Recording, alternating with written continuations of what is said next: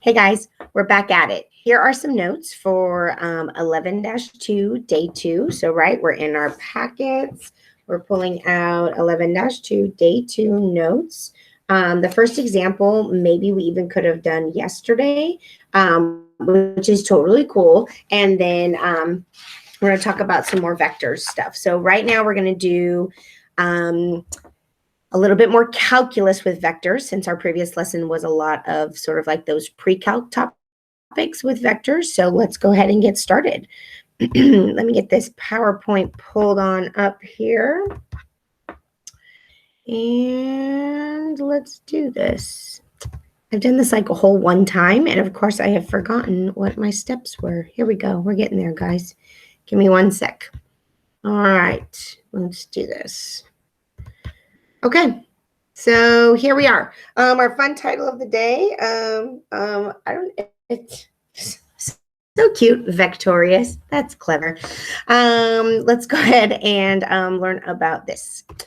Okay, so our first example says that it's sort of like a very, I want to say almost like pre-calc and maybe even kind of like algebra 2 trig concept where if you remember, there's like the airplane and then there's wind acting on it, and they both have vectors that represent them. And then what's the resultant vector? Well, we're going to do it. We're going to do it. It's going to be great, but we're going to take a little bit new twist on it. It's going to be like the same types of answers, but we're going to attack it in a little bit different way. This is kind of cool.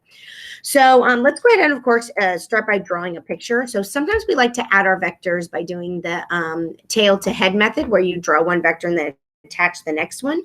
What we're going to do this time is we're actually going to do the parallelogram method, okay? So we have the magnitudes of the two vectors. We have the airplane that's flying at 500 miles per hour. We have the wind that is doing 70 miles per hour. And it says this direction, let's see if I can circle this up here.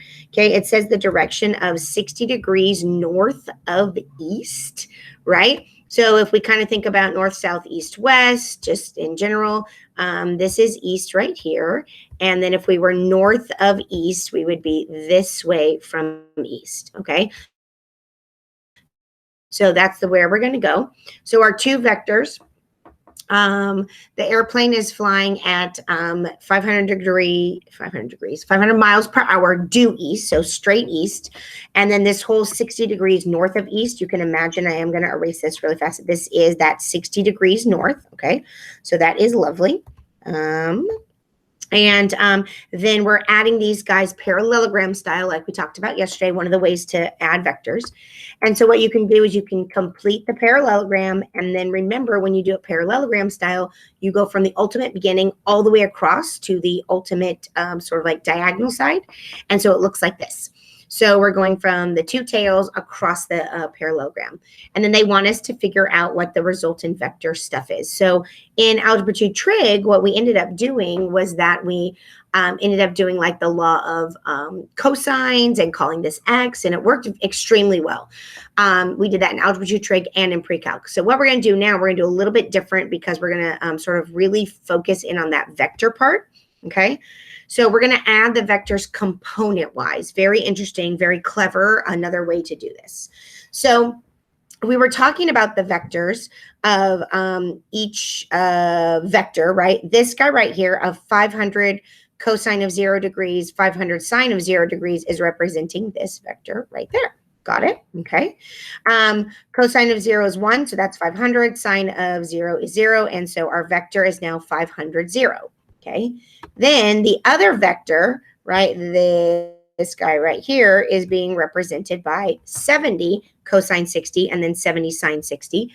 Cosine of 60 is, let me get my marker in there. Cosine of 60 is 1/2. Sine of 60 is rad 3/2. You know me, I like to draw my triangles in the air. And then we get a 35, because 70 times 1/2 is 35, and then 35 rad 3. And what we're going to do is we're going to literally just add these. Okay, we're adding them. So the resultant vector turns out to be the horizontal component is 535, and then the vertical component is 35 rad 3. This is actually kind of a cool way to do it. So this is the vector that is the resultant. But here's the deal. It says, what is the new ground speed? That's really bad circling. And what is the new direction? Okay, so that's what we're going to work on next. So to find the ground speed, we need to find the length of the vector. So that would be the magnitude. So we're going to take the two components, which were 535, and then the 35 rad 3, do the Pythagorean theorem with those guys. So I'm squaring them. I'm going to take the square root of this giant thing. It ends up being approximately 538.424. And remember, we're going to do it calculus style, so 3 decimal places. And that's our miles per hour. Pretty snazzy. Okay, so what's the resultant angle? We should probably take those two values of your 35 rad 3 for your y component over your x component of 535. Take the tangent inverse of that, and we get 6.465. We are going to call this 6.465 degrees, and it is going to be, again, what we had before of north of east. And if you look at your picture, that makes sense. And those are your two answers, okay? So it's something that we've done before, but we're sort of doing it a different way, like really focusing in on the fact that we're using the vector part. So that's pretty cool, okay? So now that we've sort of done that with like the adding of the vectors, let's now talk about sort of like calculus with vectors, right? One of the very first things that we learned how to do with our like derivatives and all that stuff was to do like position, velocity, and then acceleration. And that's what we're going to do again now, but with vectors, okay? So velocity is going to be the dx dt, right? The first derivative. So we're going to sort of write that in the box on our note paper. And then the acceleration is, of course, the second derivative. Okay, so d squared x over dt squared. So acceleration, second derivative, velocity, first derivative. Nothing new, by the way, totally the exact same stuff. Okay, so basically this is super, super, super important. Okay, when we're moving in the plane, if we use vectors, okay, you simply just treat each of the components as separate linear models. Let's give that big like a highlight, circle, underline, something, something, okay? So if we're going to write it down in our notes, but if they want just like, you know, velocity vector, then we just take the derivative of both pieces, the after parentheses. So we're going to jam to a beautiful example here. And it says we have a particle. It's moving in the plane. Its position is given by this coordinate, okay? So find the position vector. So the position vector is actually the same as the coordinate. So this is the easiest question on the entire notes thing. All you're literally going to do, okay, is take these exact components that are giving you your x and y values and just put it into vector parentheses. Boom, done, that's it, okay?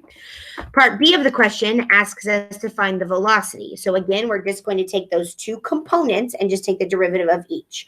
So the derivative of the sine for the x component would be cosine, and then the derivative of t squared over 2 would be just t. That's it. Okay, so the first derivative, and you just took the derivative of each component. That's all we did, okay?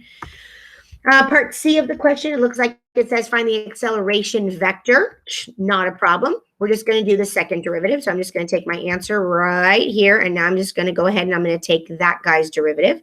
And so that guy's derivative is negative sine of t, and then comma 1. It's again in parentheses. So our acceleration vector is, of course, a vector, and velocity is a vector. Okay. And then part B says, what's the position and motion of the particle at t equals 6? Literally just consider all three things, the position, the velocity, and the vector by plugging in 6. These are not necessarily cute numbers, so I'm just going to write that we plugged in 6, okay? So our position is just going to be at sine of 6, comma 18, because that would be plugging in sort of like 6, right? Number, it doesn't matter, sine of 6, and then plugging in 6 here. And then for the velocity, it will be a vector. So it's going to be cosine of 6, comma 6. And then the acceleration vector is going to be negative sine of 6, comma 1. Those are your answers. They just want you to know how to, you know, convert it into the different thing by plugging in a number for t. Very simple. Okay, so let's do a little summary. Okay, so we kind of like did an example with it, and I want us now to write it in just the general terms, plus learn something else. So kind of already experienced velocity and acceleration, but this has added speed to it. So how does that work, right? So how does speed come into play?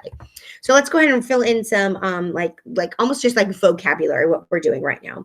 So a position vector, okay, the position vector is just going to be the derivatives. So if you're the position vector, it just is basically like the coordinates. So if this is your coordinates right here of x of t and y of t, then your position vector is going to be pointing parentheses for the vector x of t, y of t, end of story. Okay. The velocity vector, we're going to write this in the box, is going to be r prime of t, which is the v vector. So your v vector of t, and it's just going to be the first derivative. So dx dt and dy dt. If you want to put x prime and y speed. Okay, so this is interesting, guys. When you think about speed, okay, a velocity is a vector because it has a magnitude and it also has a direction, okay? The thing about speed is, and if you think about this about your odometer in, not your odometer, I'm so lame, the speedometer in your car, okay? Your speedometer will register whether you're driving forwards or backwards. Okay, that's because it's not a velocity ohmometer. That's not even a word, obviously. It is a speedometer. It's measuring speed. Speed does not have a direction. Okay, so speed cannot be a vector. Speed is actually just a number. Can you imagine that? It's just a number. Okay, so what do we have in vectors that's just a number? Magnitudes. Okay, speed is going to be the magnitude of my velocity vector. And if you think about it, you're like, oh my goodness, that totally makes sense. Okay, so I want you to write this down maybe next to it. There's not like an official spot on your notes, but go ahead and just write it down to the side. The speed is the magnitude of vector v. We know that we're doing, remember, because we're in vector land, the absolute value, bars, and speed is a scalar, not a vector. Got it. Okay, the acceleration vector, we're going to do some second derivatives. And so we've got d squared dx, d squared x over dt squared, and then d squared y over dt squared. Remember, just doing each component individually, and that's our acceleration vector. And then your direction of motion or your direction vector is actually kind of something we talked about on the previous lesson, where you just take the position vector, the velocity vector, sorry about that, and divide by the magnitude of the velocity. Okay, so that's it. We're going to do an example. So actually, there's only one more example in our notes, but it's got a lot of parts to it. Okay, so you got to really think about what it is doing. If we were in class, we would totally be modeling this. We would have a person, they would stand up, somebody would be the batter, someone would be the pitcher, someone would be in the outfield. And so I'm just going to be all those people. So you're going to imagine that I'm running all over being all these people. So here's how it goes. There is a batter at home base, right? He's at the home plate and he's ready. He's up to bat. Okay, there's a pitcher. He pitches the ball. The batter makes contact with that ball. It goes sailing into a fielder. It doesn't say which field. Let's just put it in center field. Okay, so it goes right into center field. And then the fielder, who did not have to work very hard, okay, it kind of went right to them. That totally happens sometimes. Puts his hand up like this at a vertical reach. I'm going to shrink down so you can see the top of my arm. Okay, of 8 feet and catches the ball and it's an out. Okay, super simple, lovely. Good job. Okay, so now all these things, they are now asking us to find some information and we're going to use vectors to figure it out. Okay, the first thing that they ask us to figure out is to find the position vector. So the position vector has to do with the x and the y components. Okay. And we're finding it of the baseball. So there was some key information that was in the problem, and that was that the ball left at a 60-degree angle, and it was traveling at 110 feet per second. Those are the two things that I want to work with right now. So the length of the vector is 110 and its angle is 60. That's going to determine the position. Okay. The only thing we have to also think about is that there's gravity. Oh, we're on Earth and we are hitting this baseball. Okay. So gravity. But here's the thing. Do you see how this gravity vector is only pointing down? Okay. Gravity will not have an effect on how much the ball moves sideways, but it will have an effect on how high it goes, right? So there will be a point where the ball goes up and then it comes down because of gravity. Okay, if there was no gravity, it would just sail out into outer space. So when we do the two components, the X component doesn't have to have gravity, but the Y component will. So just be like, oh yeah, that does make sense. Okay, so our position vector is the X component and the Y component. The X component is just going to be 110t cosine of 60. Okay, Mrs. Fox, where did the t come from? Okay, because I understand it's 110 is like how fast it's traveling and the angle is cosine of 60. That's really cool, but where does the t come from? Okay, you'll notice that this is saying it's traveling at 110 feet per second. Okay, so the element of time is like how far it will go, right? So we have to talk about 110 feet per second, and then we need to multiply by how many seconds it's been traveling. That's where the t comes from. Okay, we are going to clean this up. Cosine of 60 is 1/2. This is going to turn into like 55t in just a moment. If it doesn't already, oh, there it is, 55t. And then for the y value, okay, we'll do the same thing, 110t times sine of 60. And for the same reason, feet per second, we need to have the t value telling us how many seconds we've gone. Okay, but then you have this guy right here that says minus 16t squared. This is what happens with gravity. Okay, so this is like the effects due to gravity will be, and we are in feet. So if you're in physics, a lot of times they do meters per second and all that good stuff. That is, I want to say it's like 9.8. I could be wrong. I could be right. I don't really remember. But this gravity, because we're in feet, is going to be, here's our gravity constant.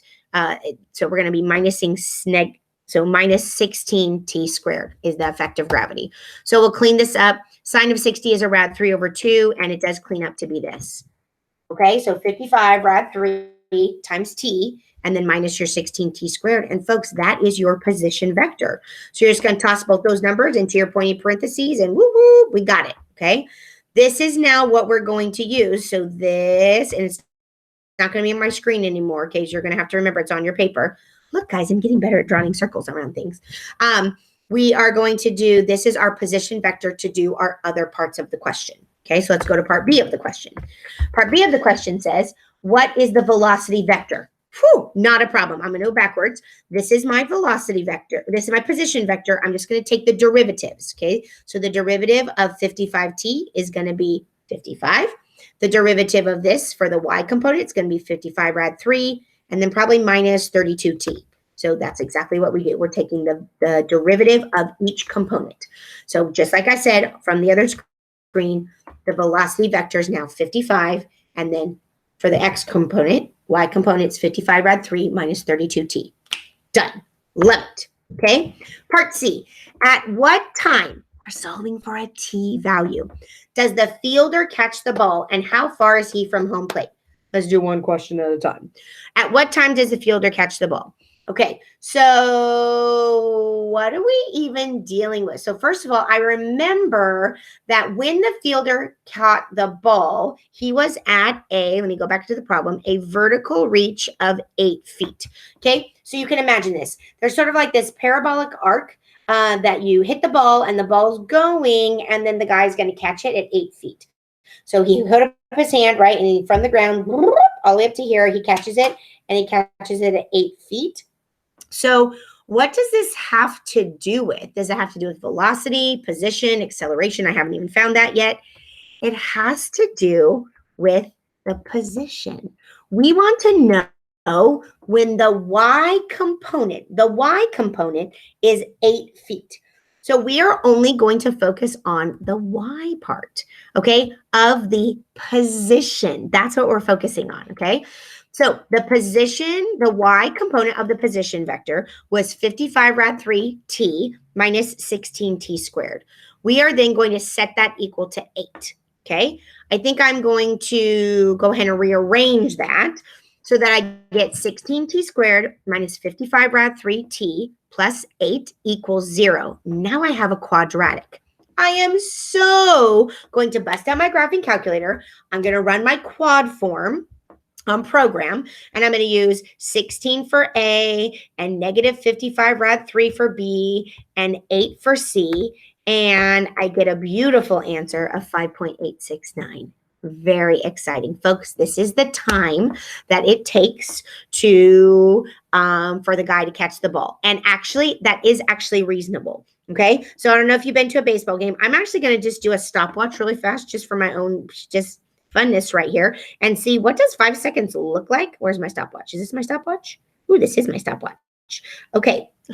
You know what's on my stopwatch? The time it took me to check out from Costco on Saturday. That's funny. Hour and 38, in case you're wondering. We're going to get rid of that now. Okay, so we're going to do just 5 seconds just to see if this even sounds reasonable. So here I'm going to go and go. You hit the ball. It's going, and time. That's it. That was 5 seconds. That seems reasonable. So, woo, almost 6 seconds till he catches the ball. Snazzy. Now, that was part one of this little question. The other part is, how far is he from home plate? Okay, so how far is he from home plate? What does that even mean? How far he is. That would be the x component. Yes, the x component. So I already know that the time value right here is 5.869 seconds. Let's just find the x component at that time. That's a great idea. So we're going to do the x component of the position when t is 5.869. I just go to the position, which was 55t, if you look at your paper a little bit higher up. And so 55 times 5.869, and boom, he is 322.795 feet. Is that reasonable for a baseball player? Yes, it is. A lot of home run fences in the middle of center field are about like 400 sometimes more shallow than that. Mrs. Fox knows baseball, you guys. Okay. And so that would totally mean he's standing right in the middle of center field. So that makes perfect sense. Okay. All right, how fast is the ball traveling? Okay, think about this. How fast is the ball traveling? How fast? That's a speed. Ladies and gentlemen, we want to talk about a speed now. Okay, so we talked about how speed is going to be a number. It's not going to be a vector. What am I going to do? I'm going to have to take the magnitude of the velocity vector, and it's when he catches the ball. So there is going to be a certain time element that we identified on the previous slide, which was 5.869. Okay, so we're going to take our velocity vector at that time. So there's, oh, one more click and I would have found it. So we're going to do the velocity magnitude, right? Magnitude of velocity. So the x component is straight 55, and then the y component is 55 rad 3 minus 32t, and the t value is 5.869. So I put it in, I calculate that. I'll do the squared because I'm doing like basically the Pythagorean theorem. And then I get about 107.655 feet per second. That's totally the right answer, but I don't know if that makes sense to my brain because I usually don't measure things in feet per second. So just as a really fun like exercise, we could be like, what is that in miles per hour? So in miles per hour, this guy would be, this got to do a little unit conversion there. So 1 mile is 5,280 feet. The feet now cancel. We know that there's 3,600 seconds in 1 hour, or you could have gone seconds to minutes and minutes to hours. And if I shove that in my calculator, it becomes the wonderfulness of about 73 miles per hour, which seems pretty legit. That seems like a good thing. Sometimes when pitchers will pitch the ball, they can, depending on if it's like pros or, high school or college, they can be anywhere between like 70 miles per hour to the high 90s miles per hour. So by the time the guy caught the ball, it's decreased to about 73 miles per hour. Seems totally reasonable. Look at that, doing a little baseball. Since we have no other sports to watch, we can do it in calculus. So fun. All right, peeps, that that is the end of the lesson. I have attached the homework in Google Classroom, just like always. You'll be taking a picture of that and uploading it. You can visit me in the office hours time, which can be so exciting. And we're going to get out of here and stop this video. So my darlings, I hope that was successful. You were able to follow everything, and I'll see you next time. Bye, guys. Have a good one.